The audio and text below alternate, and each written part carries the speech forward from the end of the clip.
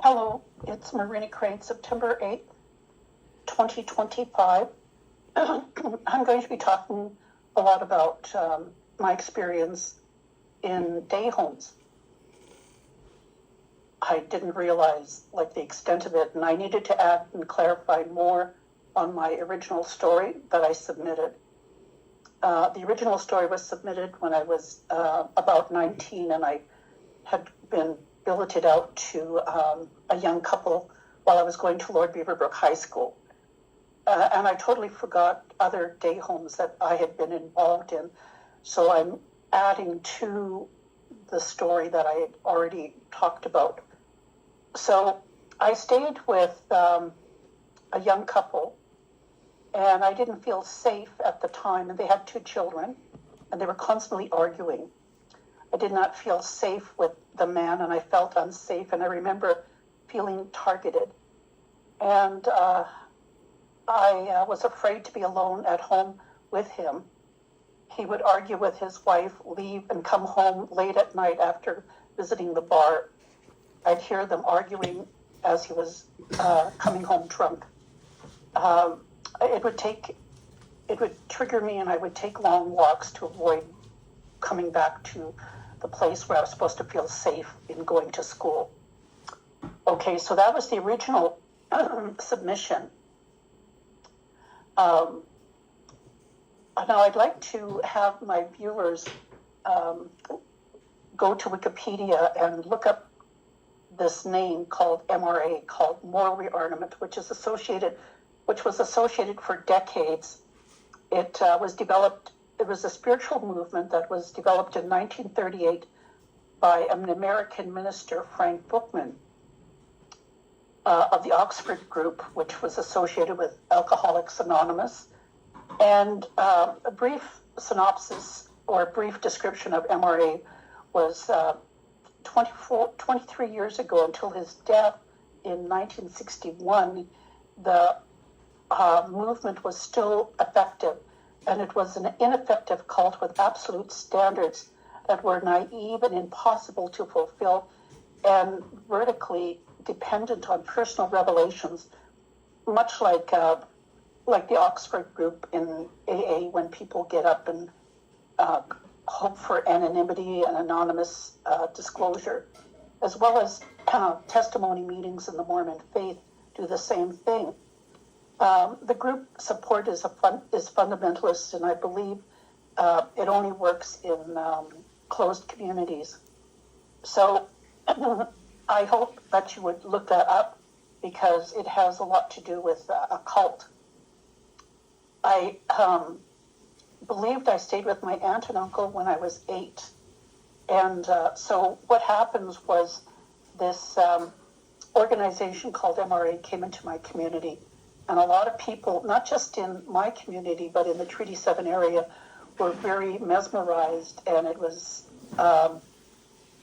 almost like the second coming of Christ. I mean, I was 8, but I could still remember how it made my parents and older people feel. They were all excited. And they had training groups in Mackinac Island, Michigan, as well as in Cole, Switzerland. So if you look up Wikipedia, you will find who funded and created bought the castle in Cole, Switzerland for this training organization, as well as the training program in Mackinac Island, Michigan. Now, when I was 8, I was billeted out to somebody. I don't remember, I was 8, but I do know from other members in my community that quite a few people went from my community, and they were trained there, and they took some of their children, and their children did go to school. So I do know that they were in Mackinac Island for quite a while, so that people did go to school. And I'm pretty sure that I might have stayed with my aunt and uncle at the time. And so as I remember, there were, as they were trained, my parents must have done a good job, because my father had been in the World War II, and he'd been quite involved in living out of the community and mixing with military people, so he wasn't shy to be around non-Indigenous people. And so when I was 9 years old, because of the training that my parents participated in Mackinac Island, Michigan, when I was 9 years old, which was the year after, they were sent to South America for 6 months.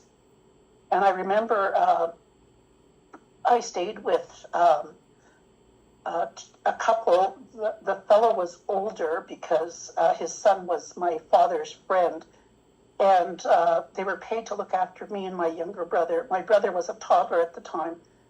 Like I said, I was 9 years old. And I remember they had to have gotten paid because during that time, the parents, husband and wife, planted a garden and also had enough time to build a garage with the money that was given to them for looking after my brother and myself. Like I said, the community was really excited, and much like the same way 20 years ago when Nathan Chasing Horse came into the community, people were excited. Like I always jokingly say, it was like the second coming of Christ. I mean, like if I didn't have memories of being 8 years old and how excited the community is, I couldn't compare it to the same phenomena that was happening 20 years ago. But I can just sort of say, look, if you could imagine that, that's what was happening. So I wasn't enrolled in school in Edmonton. I stayed there. And I believe that because they were an older couple, I was there to babysit my brother. And I remember they planted a garden, and I would go and eat the carrots. Now, I got sick because when my parents planted carrots in my community, they never put manure as fertilizer. So I was never taught to wash my vegetables. And because of that, I got sick. I caught double pneumonia and infectious hepatitis, and I was put into the Charles Camsell Indian Hospital in isolation for 3 or 4 months. And I was in a private room behind the doctors and nurses' desk with no social. I mean, doctors and nurses came in, they took blood out of me and urine samples every day. I was in an oxygen tent for a while, and I was contagious. But yet my grandparents came and did visit. They were, gowned up to visit me.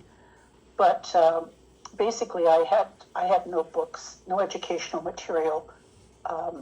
Like I said, I wasn't going to school. I was in the hospital. And even then, though, after I was released, I did go, as my parents were coming back from South America, I did stay with my aunt and uncle to go back to school. And again, that's another day home because it was a few weeks or a month into the school that I stayed there. So I was transferred from Edmonton back to Tsuut'ina while my parents were in South America. And I remember my siblings who had been with my aunt and uncle were afraid of them because they had been abused. During that time, my uncle shaved my head and my siblings' heads like Marines. They chopped our heads and made us look like little boys and sent us off to school. He didn't do that to his own children, just my siblings. So anyway, I was 9 years old at the time, and I think, like I said, MRA, which is moral rearmament, I was 9 years old, and then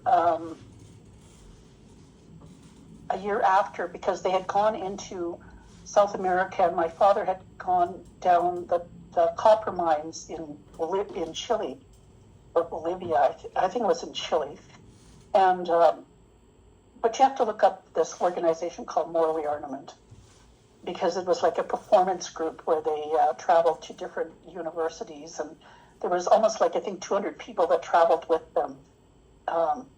And so anyway, I stayed in Edmonton with my sister, my two sisters, and we stayed there for, I think, 11 months, 10 months. And we stayed there with five non-Indigenous women who were teachers. Some of them were teachers. And they were paid to look after us. But again, too, we didn't go to school. Despite them being teachers, I don't really remember being taught any kind of curriculum or anything like that. We did manage to write letters to our parents while they were in India. So it was more like a communal home because back in that time when I was 11 years old, women couldn't own a house or credit card. So, like I said, there were 5 women all living together, supporting each other. And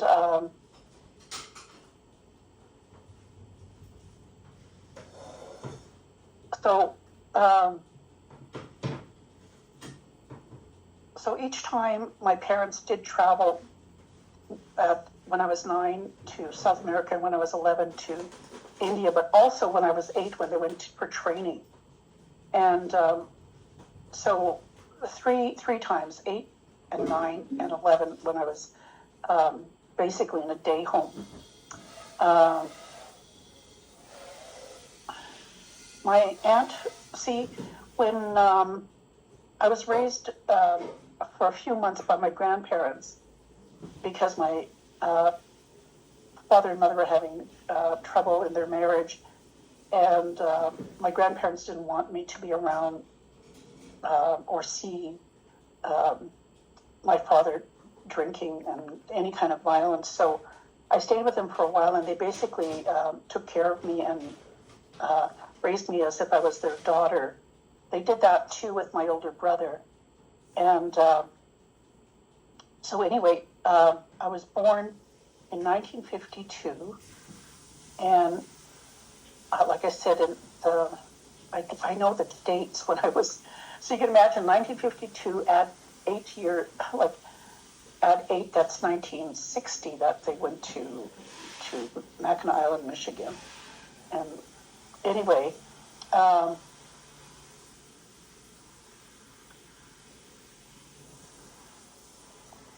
just want to say too, like, I went to Indian residential school. So understand this, I went to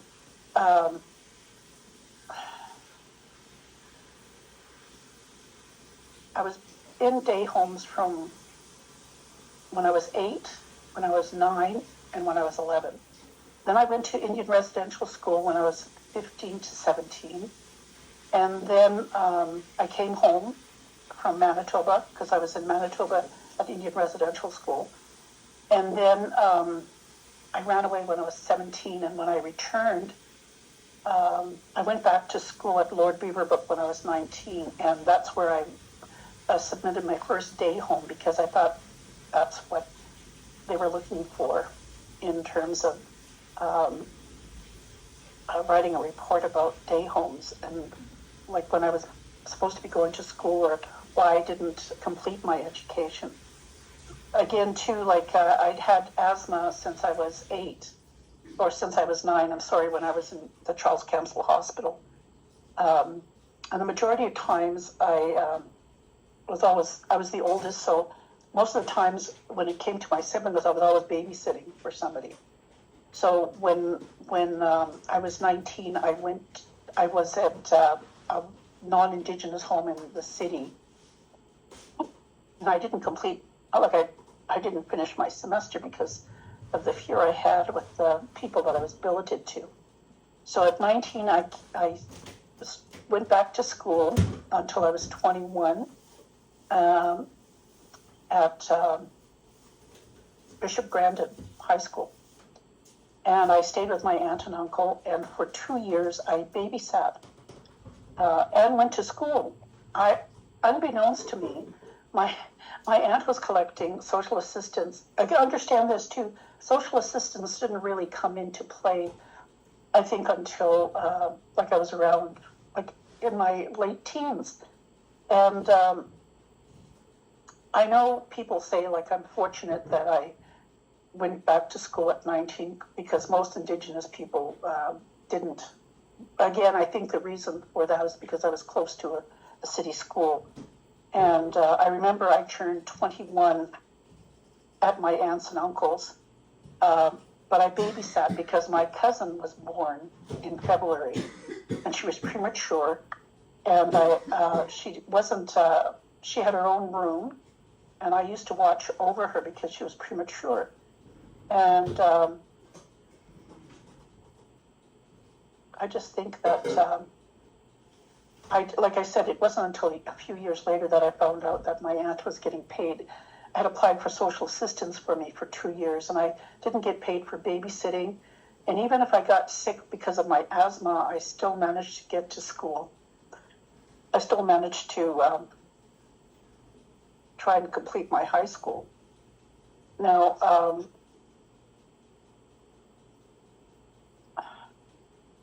I just wanted to put that in there that those are the incidences of my going to day homes. So in all this, I had gone to day homes. Like I went to day school when I was 5 and 6, and then I was bused into the city 7 and 8 until I was like into high school. So, but at the same time too, a lot of times because my parents were traveling, I was in day homes, and the money that was paid to the people who were looking after me wasn't from social assistance or the government. It was coming from this movement called Moral Rearmament Movement, where they paid people to take care of me and my siblings, because my parents were traveling with them in this performance group. Like they went to South America and India promoting Christianity. Again, look up Moral Rearmament, because the criticism with Moral Rearmament is that were very fascist. They preached about fascism, and they were very tolerant towards Nazism, just like a cult. And throughout my life, I wondered why is it that my family was so susceptible to cults? And I think about Indian residential school and the grooming. My parents and my grandparents weren't raised by their parents; they were raised by non-Indigenous people in these Indian residential schools. So I say they were trafficked, fear of losing their livelihood, and groomed, like listening to how to be a good person, even if those goals were unobtainable. So from Indian residential school into the Anglican Church promoting moral rearmament with these absolutes, and in recruiting a lot of Indigenous people. So when I lived in Utah, there were even American Indians who had been recruited by Moral Rearmament in different parts of the United States as well. So this wasn't just an isolated case with my community. This was quite a large organization that really promoted colonization of Indigenous people. And I don't think my father really participated in the sense. My mother would say, that you can do so much, but unless you actually get healed, you just take it with you. But, in hindsight, I think because of his military background, he realized that this organization wasn't a good organization. Now, understand, for me, my criticism was that this organization had therapists, PhDs, psychologists, authors, professors, and they were invited to royalty in England.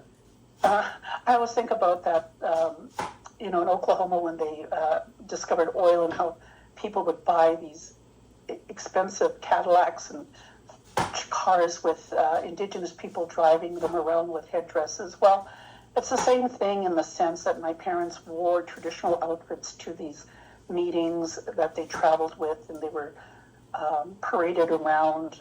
In South America, they visited various universities and stadiums, and same with India.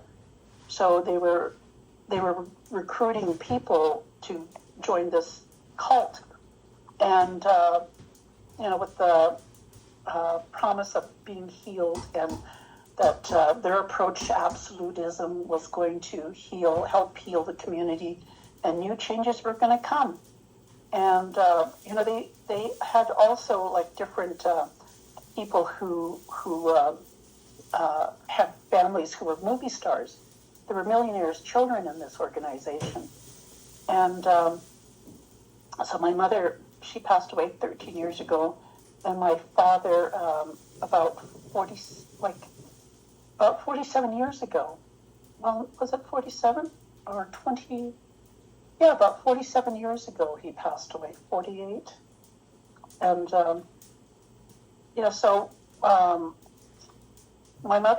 my sister converted to Mormonism when she was 17, and then my mother and I converted to Mormonism in 1976. But I wasn't like a full-fledged Mormon and attending missionary work or temple work, or I was never in the foster system. And so I don't believe I was totally, fully converted. I mean, to this day, my family shuns me. So again, my definition, and if I offend anybody who's Mormon, I'm sorry, but I just believe that it's a cult, much like moral rearmament is a cult, much like indoctrination and colonization is a cult that was taught to a lot of Indigenous children. And it's not my parents' fault or my grandparents' fault. I think Indigenous ways of knowing, we knew how to take care of ourselves. And then until Indigenous law, like white man's law, came in, a lot of this stuff, like when I was a late teenager, social assistance came in. Because my aunt took advantage of it. She'd been a band administrator and started knowing the system. Because again, understand, people who work for the federal government train people. And of course they're going to train people on what it is to colonize. Prior to that, my father, when my grandfather passed away, he was raised in a traditional way of his aunts and uncles looking after him. There was no social assistance. And when I was younger, like I said, from the time I went to school until high school, until I was like 19, there was no social assistance. At least I didn't know about it. But again, a lot of people still believe in certain things, just the fact that I talk about Mormonism doesn't mean that people are going to stop becoming Mormon.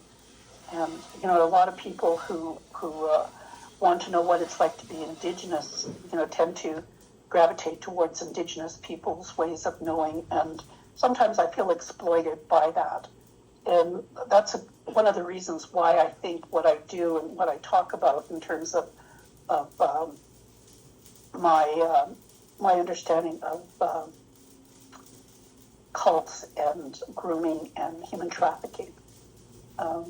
It's the same thing as grooming.